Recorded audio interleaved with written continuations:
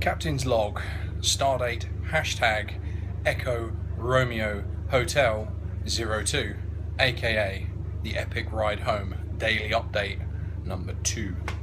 As you can probably see from my generally sweaty and tired appearance, I am knackered.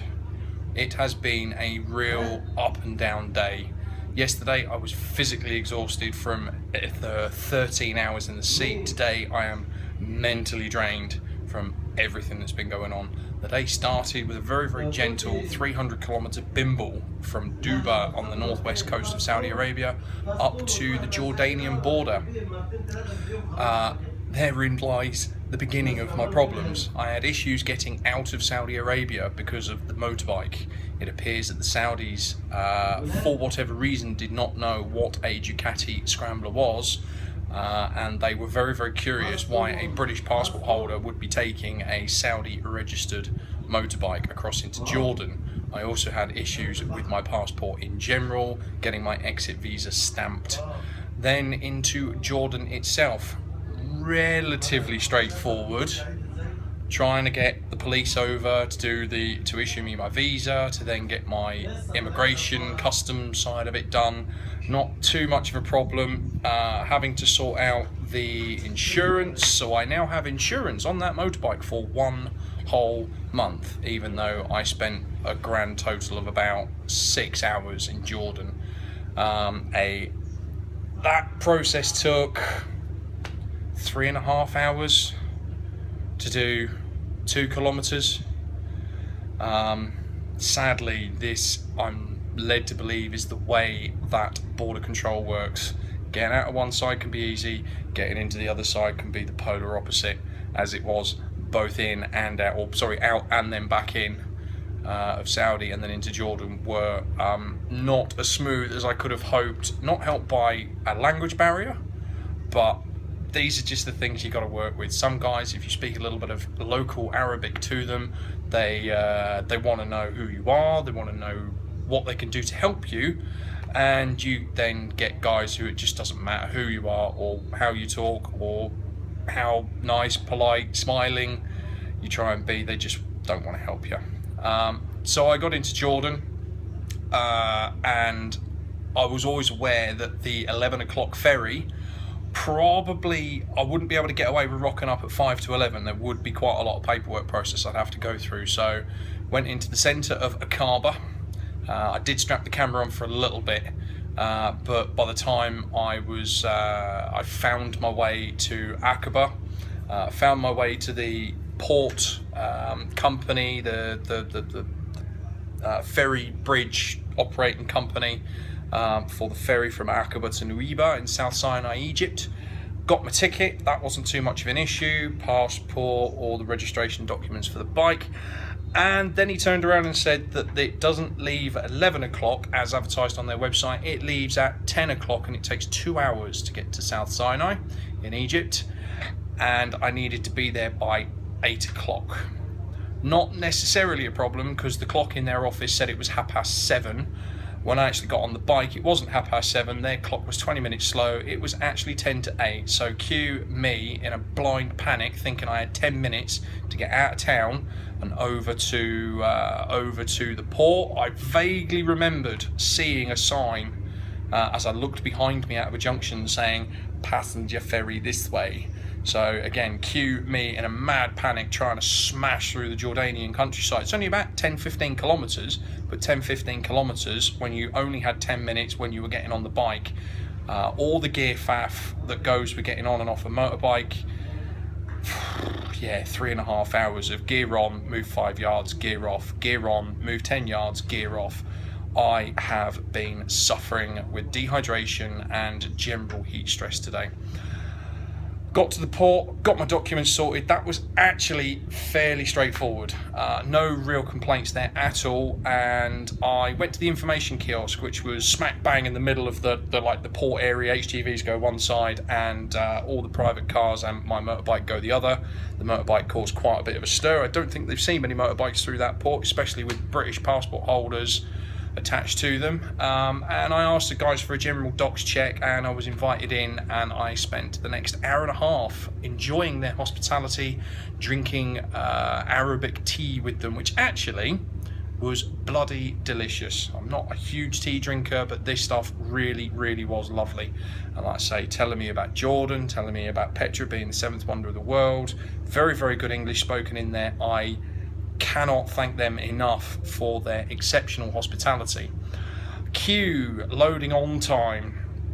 The guys came and fetched me from the office, from the information kiosk, to say it's now time for you to go and load your bike onto the ship. Thank you very much. It's been a pleasure to meet you. Off you go.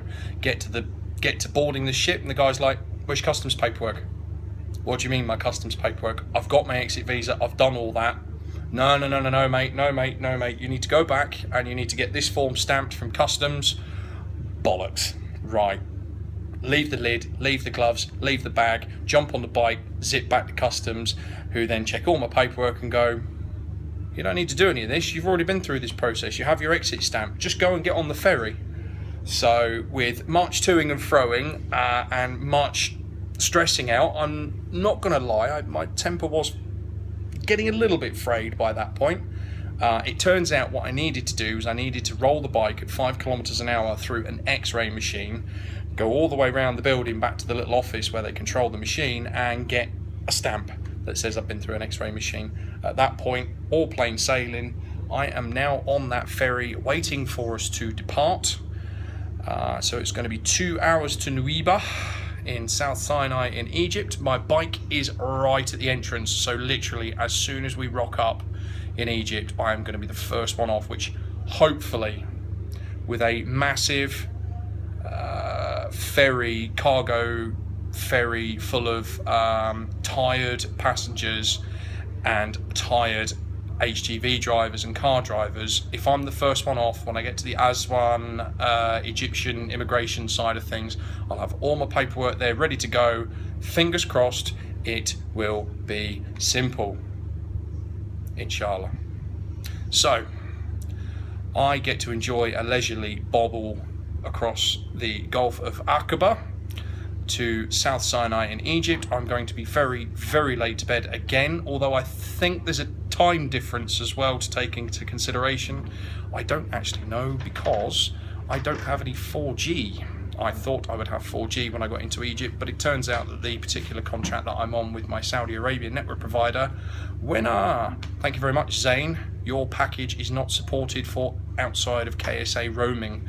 Just what I needed to find out just as I'm about to cross the border into Jordan. I can't do anything about it. So I'm going to get my head down pretty much as soon as I get out of the Egyptian immigration. My hotel is right next to where the port drops off. Upstairs for thinking, downstairs for dancing. I thought of this. And tomorrow will be a wonderful jolly south of Nuweibaa and across South Sinai on what is locally known as the Middle Road, which takes me past St. Catherine's Monastery up in the hills. So that should be a good day. But thank you very much for watching. As always, keep check on my Facebook, my Twitter and my Instagram. As and when I get Wi-Fi, I was expecting to have Wi-Fi all the way through Egypt. Turns out I'm now not. As I get data service, I will be uploading all of the photos and I will upload all of my updates and progress. So thank you very much for watching, guys. Masalama. Good morning, ladies and gentlemen. This is the beginning of day 3 of my epic ride home, but as far as updates go, we can consider this update 2.5, following on from my update on the ferry from Aqaba to Nuweibaa last night, which I recorded at about 10:30. This is now being recorded at, I believe, 6:30 in the morning. Long story cut short, I've only just gotten into Egypt. I've only just managed to clear the Egypt port at Nuweibaa. It has been an utter nightmare. Twofold really, two main issues. Hold on, let's just let this car go past. Or is he going to stop and want to talk to me? Two main issues. One, It's 6:30 in the morning and I haven't actually had any sleep. I've completely missed my hotel booking, so there's no point going to that or trying to even attempt to get some sleep. And basically any sleep or rest that I got this morning, I would then have to do the remainder of the journey later on today. So it's completely pointless me trying to get my head down and try and get some sleep. So today is going to be sketchy, to say the least. It's going to be fun, but we will recognize the symptoms of dehydration. I'll recognize the symptoms of tiredness. I will be stopping probably twice as often as I have been, which has generally been every 150 kilometers every hour and a half. I will be stopping a lot more frequently than that to take on fluids, to take a bit of a rest, and to take on sugary drinks or food or whatever sustenance I feel is going to keep me going at the time. And we're going to try and get to Suez, which is about a 6-ish, maybe hour ride away, but we are going to be going along one of the roads I've been really looking forward to riding, past the St. Catherine Monastery and Mount St. Catherine in South Sinai. The second problem that I've had, Egyptian bureaucracy and paperwork at its absolute best. The amount of hassle, the paperwork that I needed just to bring the bike into Egypt has been astronomical. And there is one piece of paperwork that the shipping company in Alexandria told me, you must not leave the port without this paperwork. And I've been backwards and forwards, I've been round the houses, around the port, trying to get this one piece of paper, and there've even been some phone calls from the Aswan traffic police, who I need to get this this traffic fine certificate from. They've ended up actually phoning the shipping company, the mobile of the person I've been dealing with, and it got very heated. And I actually think that the guy, the traffic copper here, got really abusive, and either he hung up on my contact in the shipping company, or she hung up on him and she switched her phone off. So I can't make calls. I haven't got any 4G of any description, so that's why there's been no update. I'm not looking forward to picking up my updates from last night, from yesterday, because I expect the majority of them are going to be, where are you? Are you safe? Haven't had an update from you. If I can't give you an update, I can't give you an update. I promise, as soon as I get a chance to put this video up online, I will do. So there is a possibility that I'm going to get all the way to Alexandria over the next today and tomorrow, and I'm not going to be able to ship my bike to Italy as planned because this piece of paper is missing. And that is going to be down to a disagreement basically between the shipping company telling me I cannot leave the port without the paperwork, and the guys in the port telling me you cannot get the paperwork here, you have to get it from Alexandria when you reach there. So chicken and egg, who knows what's going to happen. But in the meantime, I am going to try and find somewhere to get some water and some food that may qualify as a breakfast, and there will be another update later on today. So whether I do this as 2 videos or whether I do this as one, I suggest you stick around. In the meantime, thank you very much for watching, and masalama.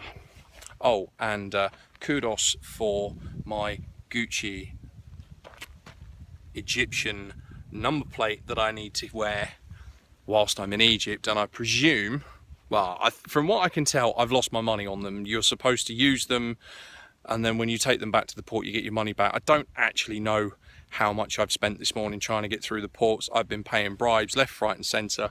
I've actually had one of the port police act as a chaperone for me. He's taken me around all of the individual places that I needed to go, and it's still taken me the best part of 5.5 hours. Fly in, fly out. This is a monumental waste of time. Thank you very much for watching.